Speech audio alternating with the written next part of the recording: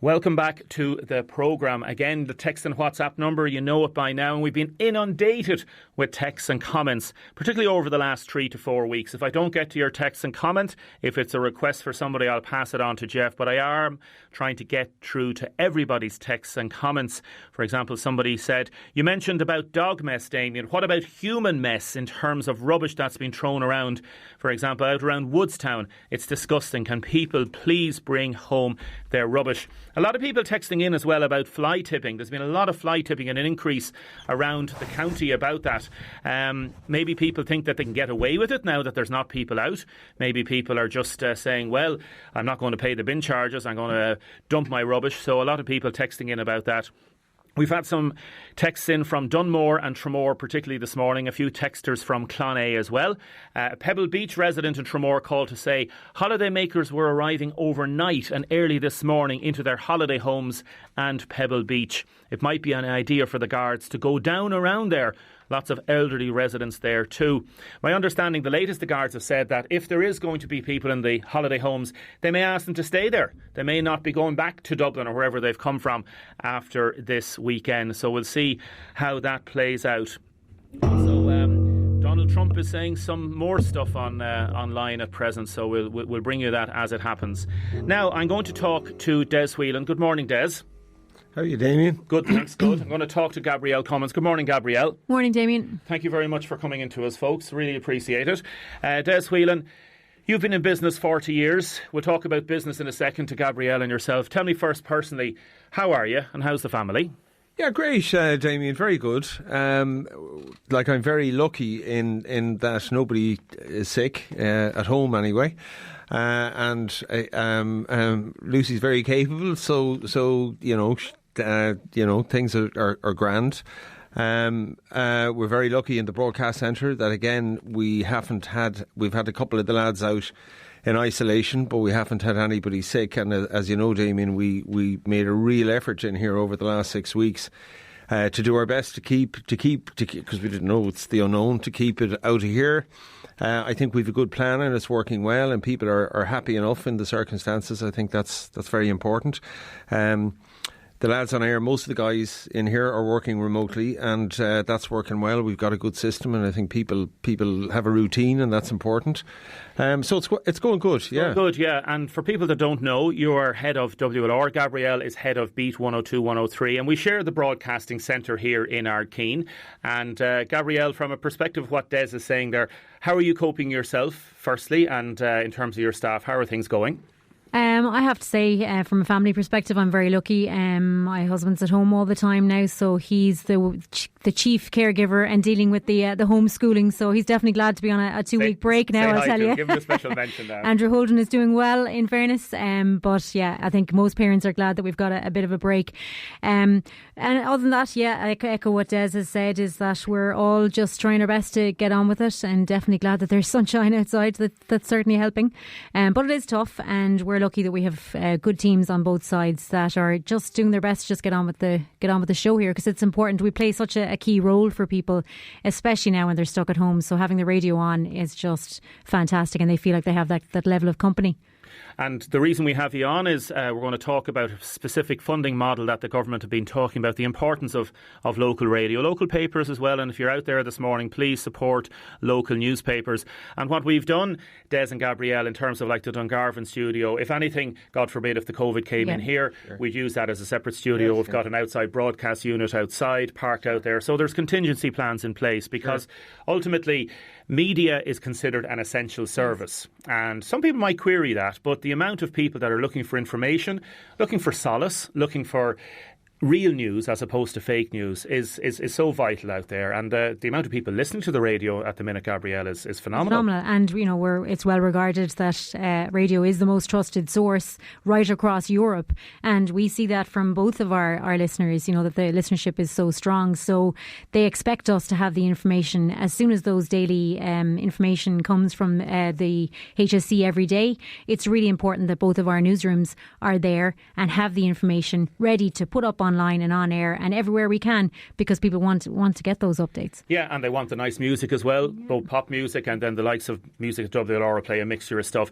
Des, from an advertising perspective, you've seen it out there, you know exactly what's happening.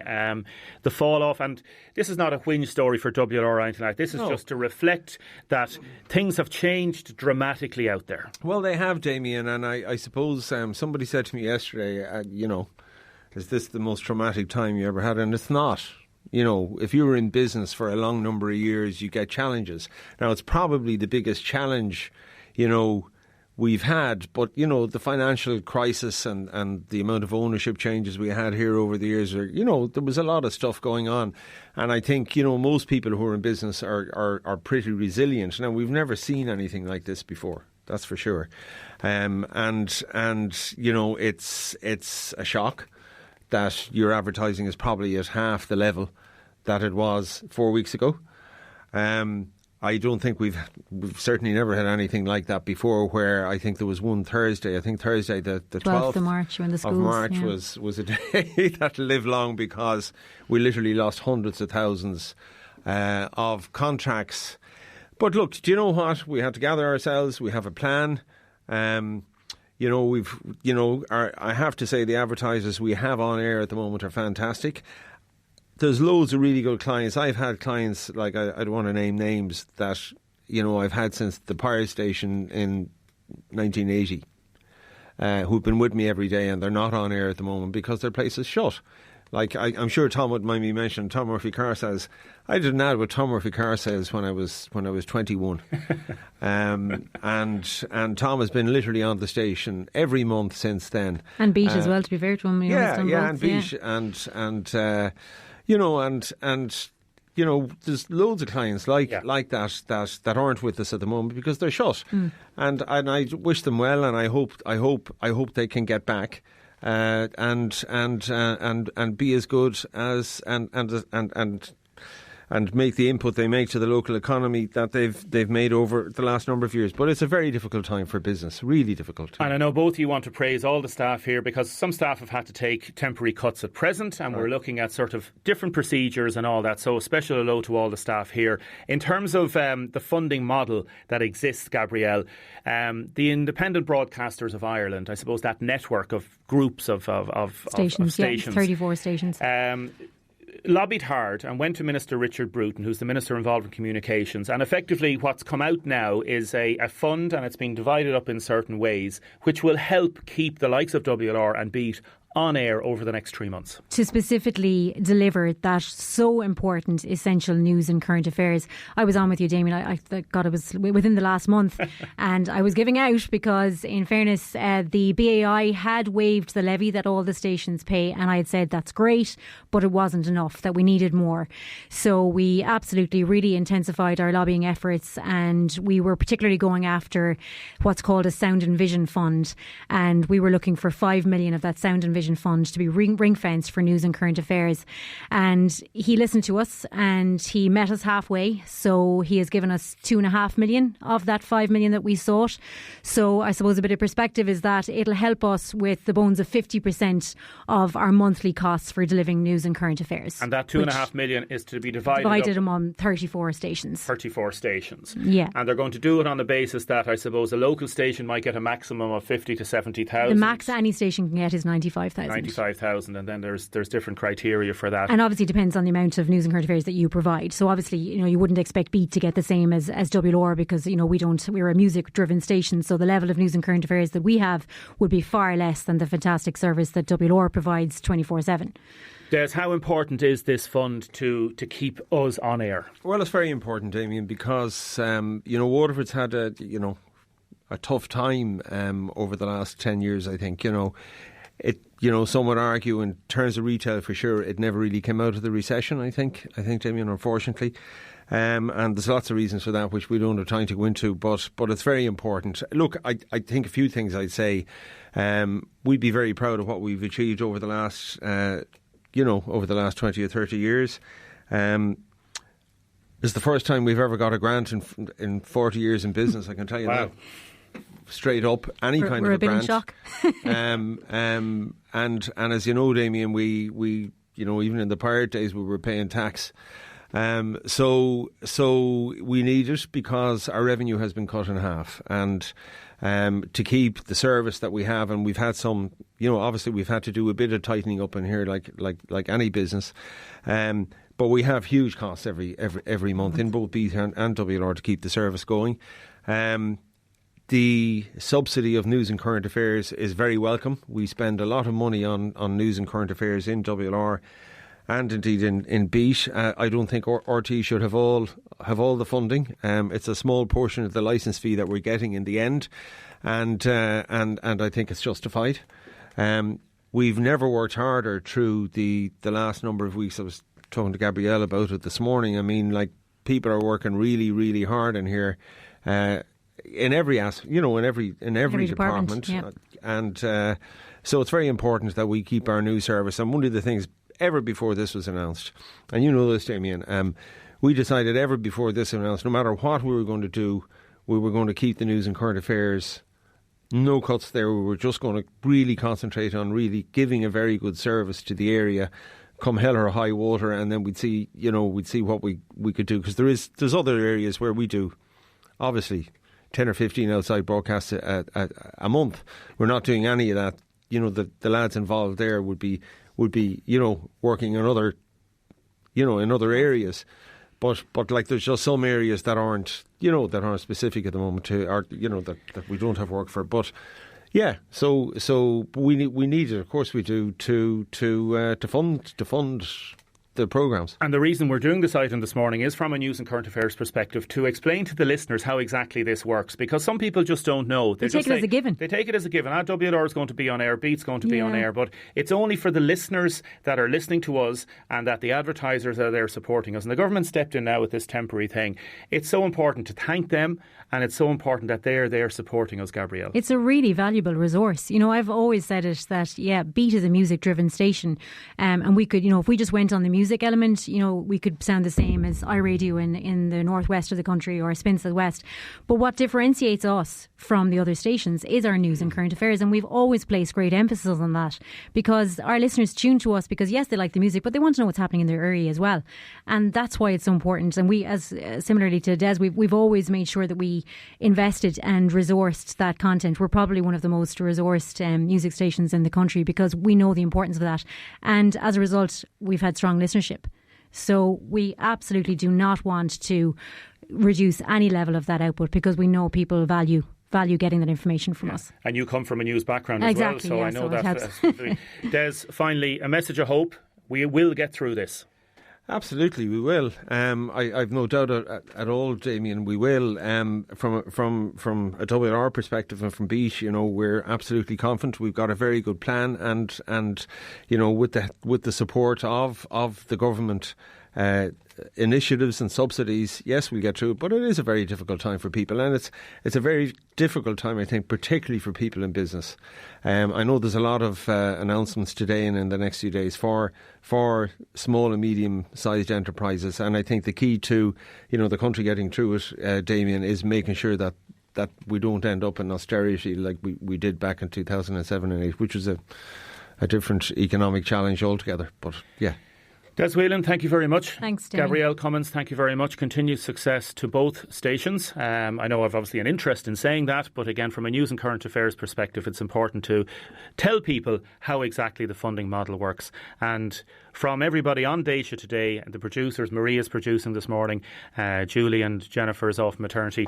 Thank you for listening, and keep listening, please. Keep your texts and comments coming in, because it's that listenership and it's that connection with the audience that drives the station, and also the advertisers then are able to advertise as well. So now everybody who is advertising, thank you very, very much from the bottom of our hearts. Now, in a second, I am going to be talking to Eunice Power. We're going to be talking about, lovely food. Mary Cummins has texted to say, Parkinson's Awareness Day was Tuesday last. She'd like to thank everybody involved. Happy Easter. Mary asks, why are these people not being stopped from arriving in Dunmore, Tramore, Clonea.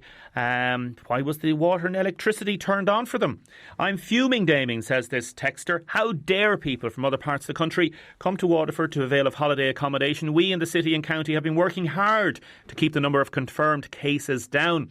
If most of them are from Dublin, which is the highest number of confirmed cases, they should be ashamed of themselves. The Gardaí should be doing something about this. I'm in Beachmount in Tramore, says this texter. It's otherwise known as Dog SHIT Drive. People taking their dogs for walks. They have bags with them, but they're not picking it up in bags. They just bring the bags with them for show. It's crazy. Thank you from a concerned citizen. And loads of texts and calls coming in. People praising, well done, WLR and Beat. Des and Laura Holmes and all WLR and Beat, fantastic. My daughter Ellen Seary did work experience. That's from Claire. Eunice, good morning. Good morning, Damien. How are you? I'm good, thank you. How are you? I'm brilliant, thanks. Well, it's a glorious day, so it's, sort of, I feel very positive today. Yes. Eunice Power, you are the posh, I suppose, you call it posh takeaway chips, would you? Tell us a little about your business. Tomorrow's the first anniversary of the new venture. Yeah, it is. It's and Chips is open a year tomorrow. We opened on Good Friday last year, so we're reopening again tomorrow because we closed for a couple of weeks. I closed 2 weeks ago because we didn't really know kind of what how to manage the business and in this COVID-19 times, but we've worked out a plan now. So. It's not really posh fish and chips. I suppose what it is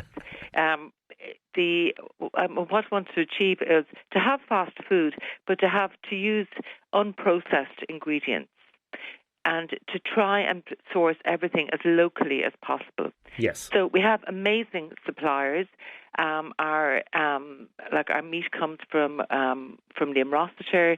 Our fish comes from Wexford, Waterford, and Cork. Depending on where we can get it. And actually, we have amazing fish coming in today. It's just gorgeous. I was just taking in the delivery now, and it's what type? Because for a couple of weeks before, a couple of weeks ago, it was really hard to get fish because the weather was so bad. Yes. So this is really good weather for fish at the moment.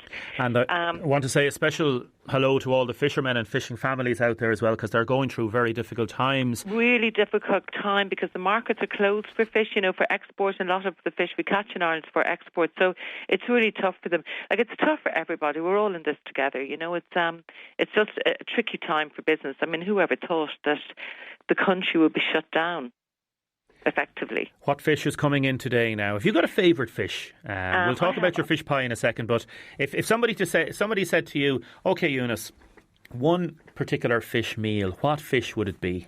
I absolutely love ling.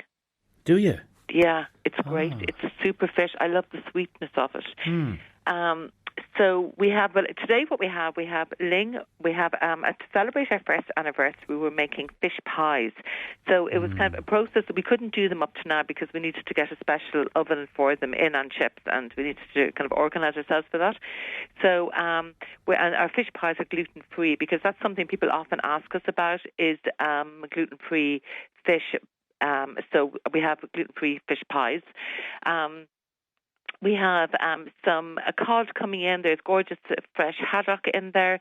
And we have a seafood medley, which is cod goujons with calamari and prawns, which is absolutely gorgeous. I love fish. I just love it. Delicious and simple fish pie. Comfort food at its finest. Give us a few little tips and ingredients, please, now. Okay, so when I'm making a fish pie, I like at home, I put spinach in the base. And the quickest way to wilt spinach for a fish pie is you can, just buy a bag of spinach in the supermarket or in your fruit and veg shop, give it a quick wash, and then put it into a colander and pour boiling water over it. So that wilts it. It's very important to wilt it before you put it into the pie, otherwise it releases too much liquid when it's cooking. So I'd line the base of my pie dish with spinach, with wilted spinach, then place fresh fish on top, a mixture of fish. I like to use a little bit of smoked fish, a little bit of salmon maybe, and some white fish, maybe some cod, hake, ling. And then make a roux, with flour, equal amounts of flour and butter. So just say 25 grams or 50 grams of butter and 50 grams of flour. Add in 500 mils of milk and a good handful of chopped dill. Season it well with salt and pepper, and then whisk that up to a nice sauce. Pour that over the fish, and then put my mashed potato on top. A really nice creamy mashed potato. I find roasted at the moment are great for mash, and then bake that in the oven for about I suppose 40 minutes at about 160. Yeah. Now, it's an unusual recipe because the fish is going in raw to the pie, but it gives you a fabulous end result. You know, the fish is just gorgeous. It's not overcooked, because sometimes it's very hard to, in a fish pie, it's hard to pick out which is the fish and which is the sauce, which is the potato, you know. So it gives you a gorgeous end result. Listen, my mouth is watering here. Yeah, and you know what? It takes about 10 minutes, you know. Oh, it's fabulous. Eunice, anybody that's out there, really, any little bit of advice for them finally in terms of cooking and just being positive and using food, I suppose, to brighten up your day? Yeah, the thing is, it is like I'm just thinking about food all the time, because I suppose I'm not used to being at home. Like many of us working mums, we're not used to being at home all the time with everybody at home. So I'm constantly thinking about what the next meal is going to be. But I have been kind of experimenting a lot with different methods of cooking, and what I've become a huge fan of is brining. So I'm brining chickens, whole chickens, and so, for example, the night before you put your chicken into a saucepan and make up a brine, which is a 10% brine. So that would be 100 grams of salt to every litre of water. And that's 10%, isn't it? It is, yeah. And then with pork, you can do maybe 70% salt and 30% sugar, and allow a chicken to brine overnight. And if you have a loin of pork, maybe leave it there for 2 days. The end result is just spectacular. The chicken is so moist. And then what I do as well is, like yesterday, I put an orange into the chicken. I just cut it in half, and then when the chicken was finished roasting, I squeezed the juice from the orange out, and I had this just delicious orange gravy. It was fabulous. But it's so funny because I put so much thought into lunch, and into lunch and into dinner every evening, and then my family come in and they're almost like hounds. You know, they just like scoff everything and don't even notice. Did you notice the orange in the sauce? They're kind of looking at me blankly. I'm salivating here. Just remind people again, where is your shop? Oh, And Chips is on the Quay in Dungarvan. It's down, I suppose, beside the moorings is the best place. We're tucked in there. Yes. Tucked in there beside the moorings. And tomorrow we're open at 12. For Good Friday, we're opening a little bit earlier, and we'd urge people to call ahead beforehand to place your order. Our phone number is 058 24498. Otherwise, you can place your order in the shop and wait outside until it's ready. Yeah, social distancing obviously being maintained and adhered to 100% there, and any other fish shops that are open across the city and county. Eunice, to you and your staff and your family, take care. It's lovely to talk to you again. Happy Easter, Damon. Happy Easter, Eunice. And I hope the Easter Bunny comes to you. Yeah, somebody just texted, what about all the Easter eggs in Debenhams and other places that had to close? What's happening to them? I wonder, yeah. I don't, maybe they're giving them to charity. They probably are, yeah. I was telling my children when I was small, I used to try and stay up late to see the Easter Bunny. It was a really big thing in our house, and I never got to see him. Oh. I always fell asleep. Yeah. Well, the Easter Bunny has got a special dispensation. He can. He's part of the essential services, we're told by the government now, so that's important. Oh, excellent. There are lots of them running around my garden outside. That's Easter bunnies. If anyone wants to come and take them away. Eunice, take care. God bless. Okay, bye, Damien. Thank you very much, Eunice Power there, regarding fish recipes. Matt has texted in, the fresh mackerel has just arrived in Doherty's. Roll on tea time. I know Matt likes his fresh mackerel. Says a texter. Love the idea of the recipes. Our fish shop's open in Waterford. I fancy a fish pie. As I say, give a ring first. Some of them are open, and maintain a social distance. A lot of people still texting in and giving out about those that are travelling to holiday homes. They should be stopped. They should be told go home, or they should be told self-isolate in the holiday home for 14 days. That's the only way to get through to some of these ignorant, selfish people, says this texter. Damien, my son was stopped by the guards in Dunmore and was asked where he was going, where he was born, who he was. Fair play to them. They're doing a very good job. How are others able to get into the village in Dunmore, that they're not from here? I have problems with my lungs and I haven't been outside for weeks. And another person has texted, please put the recipes up on your page. Eunice's fish pie. Sounds lovely, doesn't it? Yum, yum, yum. Now, a lovely text in from Angela and Dylan to please say happy birthday to Kevin Kelly, St. Francis Crescent, The Grange. He's 80 today. Happy birthday, Kevin, from your neighbours there. Margaret has phoned in to 051 846 123 to say her mum is a resident in Havenwood Nursing Home. Her room faces the road. When people pass during the day, they wave at her. But there's one particular man who passes every day, waves at her and blows her a kiss. She says it means the world to her mum. And in fact, she waits for this man to pass every day. She just wants to say thanks, and she wonders if people could give them a wave if they're passing the nursing home. It's a lovely, lovely thing to do. So, Margaret, thank you very much, and I hope your mum is keeping well. And for that man, well done. Nice little touch. Seamus has texted, with the coronavirus, how are blood transfusions managing? How's the board managing? How are they getting donations? We're going to deal with that matter next week. Damien, there are times there aren't any guards in Dunmore or Tramore stopping people, so there is possible for people to get in, says this texter. A lot of texts coming in to say thanks to WR for all the work over the years. A lovely text in regarding, I think it was, listening since the pirate days from Dick and Sheila Frisbee. I remember the Brass Neck Band, and so many people asking and saying well done. If you make a mistake filling out the COVID form, do they double up on the second week? I think you have to talk to social welfare about that. Another texter, traffic is bedlam going into town from Ferrybank. Gardaí are stopping everyone coming in. So there's a lot of disruption out there on the roads. Now, a woman that we spoke to when the current COVID crisis started was Dr. Ida Milne, M-I-L-N-E, historian of disease and history, a lecturer in Carlow College. She's also author of a book on the Spanish flu. Good morning, Ida. Good morning, Damien. How are you? I'm good, thank you. I'm good. Tell me about self-isolation or isolation. How's it going for you? It's going very well. We're teaching remotely in Carlow College and in constant contact with the students, but I'm here with only the companions. My only companions are the occasional housefly and spiders. You know, it's just so good to see life around the place. It's great. It's okay to talk to the flies and the spiders. The problem is when they start talking back to you. This is it, and I'm afraid they do. My other great companion is my robot vacuum, which I call the Pata, because I know how to pet. You wrote an excellent article for the Irish Times regarding the Spanish flu. I think we were one of the first stations in the country to have you on before this, as this was starting. What do you think of things now and how things have developed? What's your thoughts? It's extraordinarily predictable when you look again back at 1918. It's so like, you know, as it deepens into the country and as it moves around more and more, that we see, you know, obviously we're in lockdown and we didn't have lockdown in 1918, but that happened naturally as people, you know, stayed at home because they were sick or because they were afraid of it.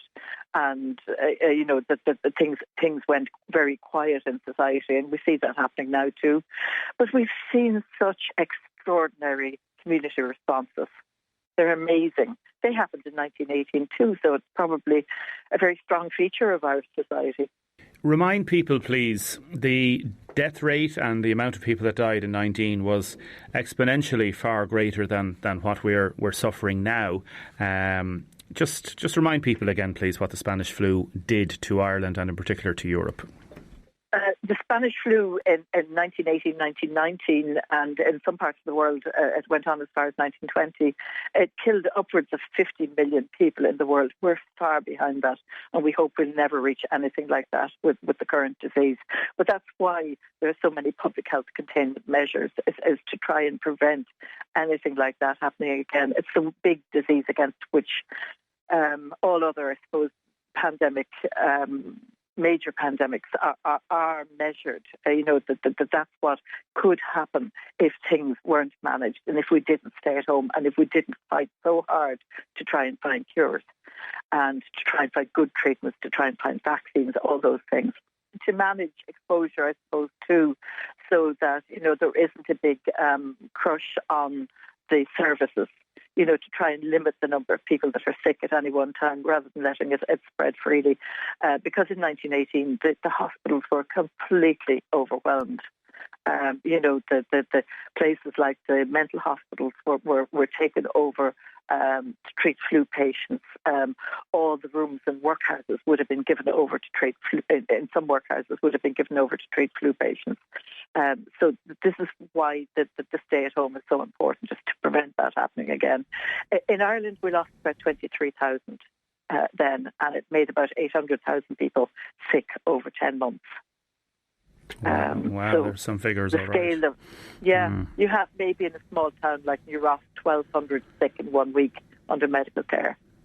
Wow. So the numbers are phenomenal, and we hope nothing like that happens. And we're all playing our own role with self-isolation to do that. Yeah, how do you think Irish people are doing? I think in general we're doing great. You do see a little anxiety creeping in. We see a lot of people minding each other and looking out for each other, and that's where I suppose the social media is so good, is that people look out for their friends on it and check in on them with it. But you also see some quite angry thoughts on things like Twitter. I've seen a few of these in the last few weeks where people read comments somebody makes rather hastily and respond. And I'd be thinking, if something like that happens, if you see something saying something you think is insensitive in the current crisis, you could direct message rather than respond publicly, because everybody's just hurting. We have to be very careful of that. We do, certainly. Yeah. And particularly as this goes on and we don't have an end date, it's likely that the government will announce some extension. We don't know how long before this weekend comes. Well, what I was just going to add there is that it's very interesting that in Denmark now, a colleague of mine, a historian, Laura McAtackney, was on this morning to say that Denmark is actually going to let the younger age national school level children, the primary school children, back to school because they're considered to be not such an at-risk group, so that they're trying to gradually open up society, starting off with this sector, which is, interesting. It is, and it'll be and it'll be something that countries like Ireland will look at and say, as the restart begins, whenever that happens, what's the best way of doing it? Can I ask you the idea again this weekend, I suppose, Ida, of people feeling the weather is turning good and people feeling the need to get out, and from a historical point of view, how important is it that people maintain and reassert the advice and guidelines given by the government? Well, when I look back at my own statistics from 1918, 1919, you can see that when there is a key event, for example, the classic one was, in 1918 was the celebrations for the end of the war, and that caused the spike in deaths. And so it shows so clearly why we can't. It's obviously public association, but it's also, I think, why we have to be very careful with association in homes and houses too. And that the best thing we can do at the moment is not, we can celebrate Easter by not celebrating Easter and doing it apart rather than together. One of the, I suppose, most scary things in a way about this is that people can have no symptoms and still infect other people. Very true, yeah. What lessons can be learned from previous pandemics that we are doing well or that we need to do more of, do you think? One thing I've been looking back at I know we're all cleaning like crazy, and that's great. But I'm looking at 1918 and thinking, what worked well then? And I think that in 1918, bacteriology was the new wonder method of medicine at the time, and things like water and soap and boiling cloths. And I also think that they did rely quite a lot on wearing masks in 1918, made from cotton and often boiled. at the end of the day when to clean them again for the next use. So I think from looking at what my medical colleagues are saying about this, they're looking more and more about mask wearing. And maybe that's something we could take from 1918 when you see all the pictures, the images you see from the 1918 flu, particularly in America, are of things like the police wearing masks, the nurses wearing masks, the postal services wearing masks. And that perhaps we could think more of a measure like that. But of course, the medics also advise us that mask wearing has to be done very carefully so that we don't expose ourselves to more risk rather than less. And I think in the coming days, you're going to see more and more videos on social media and on the other media sites, the mainstream media sites, on how to mask wear. Yes. And I know some colleagues who are actually preparing those videos already, so do look out for them to see, because they will offer some really practical, useful tips on it. Yes, because any of these disposable masks, you effectively should only wear it once, because if there's any germs on that mask, and obviously when you're taking off the mask as well, you have to be very, very careful with it. So you think there may be a move towards that, either voluntarily or from a central point of view? Well, I turned 60 a Friday week, so that puts me in a higher risk group automatically. And I've been very careful not to be circulating. And eventually, on Saturday, I needed vegetables. I just needed to see a carrot and to have some at home. And I went out to Maynooth to shop, and I was amazed at how many people were already, wearing scarves or wearing homemade masks, even if they couldn't get the disposable ones. And I think the public has already shown that they're really doing this. So I suppose that medicine is responding by saying, let's show them how to do this as safely as possible. Yes, very good. Ida, listen, thank you so much. Mind yourself, and I hope the carrots were nice. They're delicious bog carrots, which means all the more I have to really wash them to make sure they're clean. Stay safe. Thanks very much, Ida. Stay safe yourself. We've had a text in from Dr. Jeff Plant. As you know, Jeff is on the show quite regularly. Please remind listeners of the importance of maintaining the current rules regarding social distancing and only leaving the house for essential reasons. Shopping or exercising within 2 kilometres only, and the age bracket matter. There will be a big temptation over the long weekend to break these rules. However, their importance is greater now than ever. By obeying the rules, you could save a life. Waterford is so far doing reasonably well. Let's try and keep it that way. There's a texter in. Another texter in about people regarding scam phone calls. A West Waterford listener, can you please remind people not to answer anybody if they have any doubts regarding scam phone calls? We had a text in from somebody there saying he got 6 verification codes sent in the last 2 days, including one at 3 a.m. from WeChat, WeChat. And it's a scam phone call. Sorry to bother you, but I'm very concerned about this. Loving the shows at the moment. And happy birthday to Kevin Kelly from Grange Heights. I said that regarding he's 80 today. Keep your texts and comments coming in. 083 333 975. A lot of people angry about what's happening regarding the holiday parks, saying that the Gardaí should be calling at the doors of each holiday home or of each caravan and mobile home, and also those that are running the holiday parks. They should be asked, what is the situation?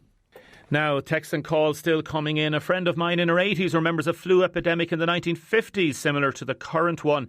Another texter, disappointed to see gangs of youths hanging around different villages and towns in the county. Quick note, Damien, I was at a checkpoint at Ferrybank last night. The guard was an absolute gentleman, asked how I was, spoke to me, and genuinely pleasant, and a credit to all the guards. Certainly worth a text to yourself. Thank you very much for that text. Lady says the Gardaí should be able to check the reg of the cars, that they'll have all the info to see where the owners are from. Keep your texts and comments coming in. We've been talking to a number of guards in the middle of the show, and basically we are saying that we will be keeping in touch with that and seeing how things go. And that there's anecdotal evidence as quite a few holiday home owners have come down to Waterford over the last 24 hours, particularly overnight. Gerard Hurley, good morning. Good morning, Damien. How are you? We're adjusting. adjusting. And we're all well, thank God. Good. Tell me, Gerard, we're going to be talking about the Love Waterford campaign, and we'll talk to, I think, Clodagh possibly tomorrow, encouraging all businesses who are closed to follow a lead, I suppose, and put up signs and encourage this on social media and try, I suppose, to garner that spirit that's there. And you are obviously CEO of Waterford Chamber to get through these difficult times, and that we're going to come out on the other side of this. Yeah, well, I'm glad that you gave Clodagh the benefit of this, because it was her brainchild. This is Clodagh Muse and McKee, and it certainly captured the imagination straight away. And as soon as we saw it, we sent communications out to all our members to follow suit. And it's wonderful to see the business community coming together for a common purpose like this. And these are very difficult times, and very difficult times for the businesses. A lot of them are struggling, and it's great to see them working together with this great initiative. It really is, yeah. Your members are obviously telling you how difficult it is out there at the minute, and there's no getting around it. It just is very, very tough, and obviously the payments, the COVID-19 payments are helping many, many members, aren't they? They are, but I suppose, David, the difficult thing here was that there was no instruction manual coming into this. So just as much as our members and the whole business community is trying to find their way through this, the Chamber are as well. And we've certainly redefined our roles in communicating with the members and helping them understand the various initiatives and supports that are out there for them. So it's very much engaging with our members and encouraging them to move on, you know. Very good. We'll have a proper chat maybe next week about different aspects of how things are operating, and also we're going to hopefully talk to Clodagh tomorrow. But Gerard, I just know you want to say a quick hello to all your members out there to hang in there, isn't it? No, absolutely, and it's difficult coming up to this weekend, especially. I'm sure people at the beginning of the year had plans for Easter, so it's certainly going to be a completely different Easter for the whole of Waterford, indeed the whole country, and if not the whole world. So, look, we just ask them to please abide by the guidelines that are set up already, and just keep safe. Very good. Gerard Hurley, listen, to you and your family and all your members, take care and thanks very much. Thank you very much, David. Thank you. Thank you very much to all the Chamber members. As I say, stay safe out there and mind yourselves. Now, I want to play a little bit of music at the end. As said, we're playing music at the end of every show. Tomorrow we're going to do a special piece. We want to hear from people. You can text in to 083 333 975 that are doing little concerts over the weekend, online concerts. We're going to be talking to a lot of those people tomorrow, so we're going to have a really uplifting show tomorrow. Now, a band that I really, really love is Blur. I want to thank you, Maria, for producing today. Julie is off for the day, and hope Julie and her family and everybody out in Tramore is keeping well, and a lot of people still texting in about the holiday homes. Blur, a lovely song to end the show. This is Tender. Jeff is up next. Stay safe, maintain your social distance, and take care.